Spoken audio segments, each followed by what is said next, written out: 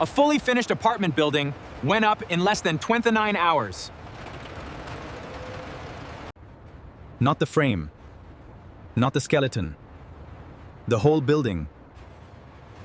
Walls, windows, balconies, plumbing, and electrical systems, all done before the next sunset. Then the same country raised a skyscraper in just 19 days. And another tower climbed more than 20 floors in barely over 5 days. If that sounds impossible, it is because, by the rules of traditional construction, it should be. So either the rest of the world is building in a painfully outdated way, or something fundamental has changed.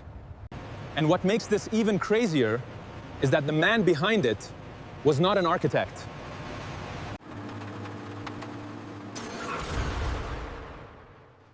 He sold air conditioners. This is not just a story about fast buildings. It's about rain delays, concrete pouring, and the workers who make it happen. It is a story about what happens when construction starts behaving like manufacturing. For more than a century, most of the world has built the same way. Slow, messy, weather-dependent, labor-heavy, and painfully inefficient. But now China is pushing a radically different idea. Actually, two radically different ideas.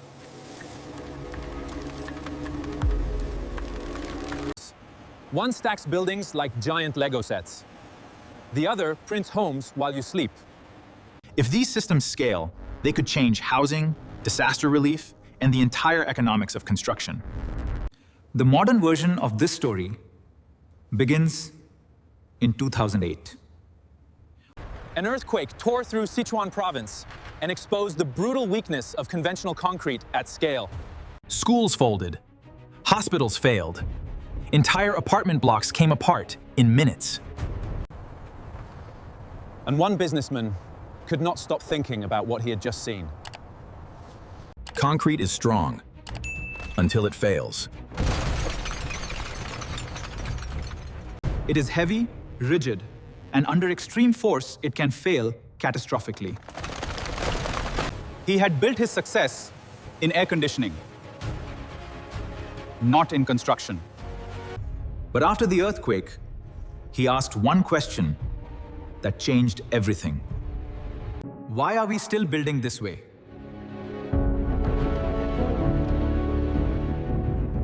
If cars can be built in factories, if airplanes can be built in factories, why not buildings? That question led to a radical answer. Stop treating buildings like one-time, handmade projects. Start treating them like precision industrial products.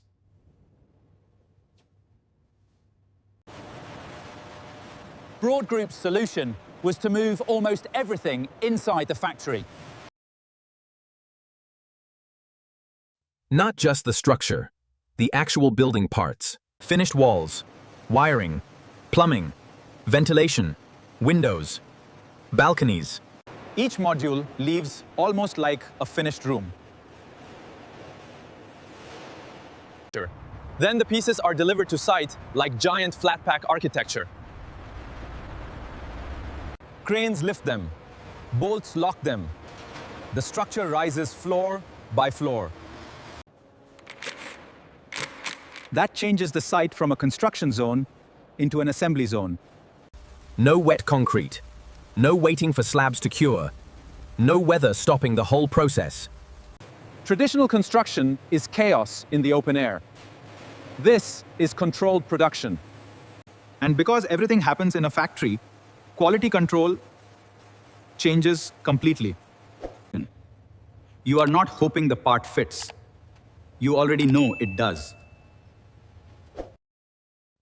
To prove the system worked, Broad Group did not just talk about it. They filmed it. A 10-story apartment building was assembled in 28 hours and 45 minutes. The footage spread for one simple reason. People could see it with their own eyes. Half the industry said this changes everything. The other half said it had to be staged. Broad Group's answer was simple: build something bigger.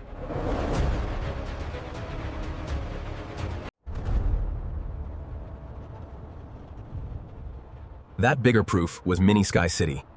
A 57-story tower that went up in just 19 days. The process looked less like construction and more like vertical manufacturing. More than 90% of the structure came pre-finished from the factory.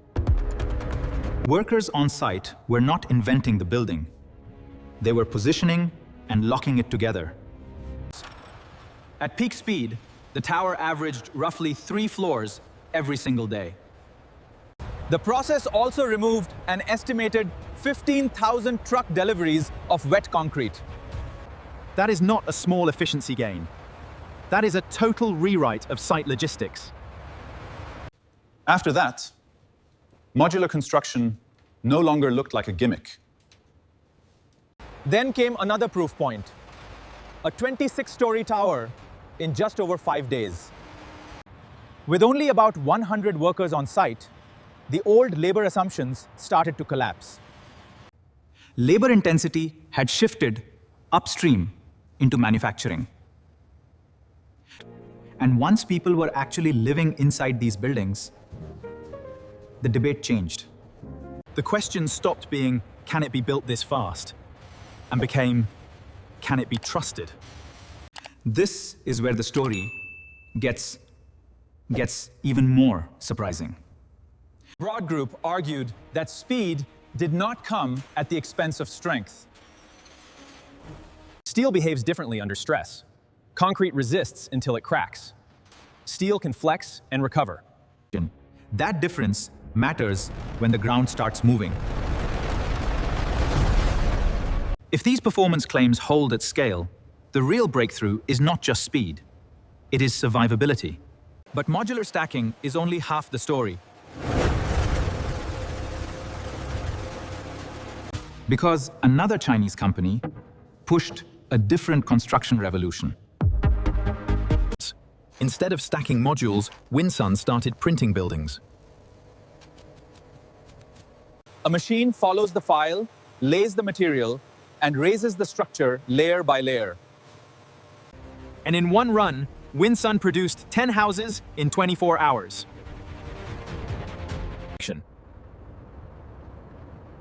That suggests a future where housing becomes programmable. Printing changes the rules in a different way than modular stacking. Change the file, and the machine simply builds the new shape.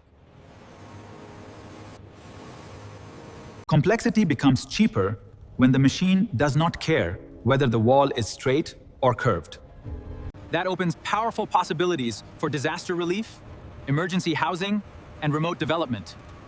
In places short on skilled labor, these systems become even more important. Different techniques, same conclusion. Construction no longer has to look the way it did in the 20th century. Vastromkanning Pesserweisen. So why is most of the world still building the old way? Because industries are not just about technology. They are about systems. Even when a better method appears, the ecosystem around the old one resists change. Codes, permits, insurance, labor structures, and supply chains all move slowly. And there are real social questions too, especially around jobs. Fewer people on site is part of the point, but that does not make the trade-off imaginary. Still, the economics pushing toward change are getting stronger every year. The world faces a massive housing shortage, rising costs, and shrinking labor pools. That means faster, cleaner, more automated construction is becoming harder to ignore. Less waste, shorter timelines, and more factory precision all point in the same direction. Whether countries like it or not, the logic now points toward more automation in construction. A man who sold air conditioners watched buildings collapse and asked why the world still builds this way. Then China helped prove that homes and towers could be built faster and cleaner than most of the world thought possible. And in parallel, another Chinese company showed that housing itself could become programmable. So the question now is not whether construction can change. It already is.